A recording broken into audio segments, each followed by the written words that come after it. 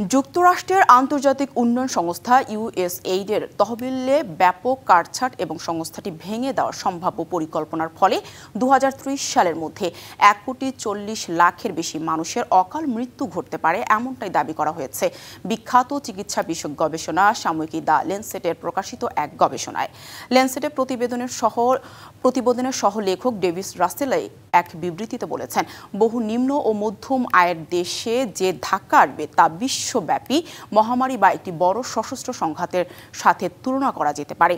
এই পদক্ষেপের ফলে অকাল মৃত্যুর ঝুঁকিতে 1/3 শিশু। মানবাধিকার কর্মী ও স্বাস্থ্য বিশেষজ্ঞরা বারবার সতর্ক করে বলেছেন, এই তহবিলই বহু দরিদ্র ও মধ্যম আয়ের দেশে, বিশেষ করে আফ্রিকান অঞ্চলের স্বাস্থ্য ব্যবস্থার জন্য অবিচ্ছেদ্য বিষয় ছিল। গেল 2 দশকে ইউএসএইড সাপোর্টেড প্রোগ্রামগুলো বিশ্বজুড়ে প্রায় 9,10,00,000 প্রাণ বাঁচিয়েছে, যার মধ্যে 30 মিলিয়ন শিশুও ছিল।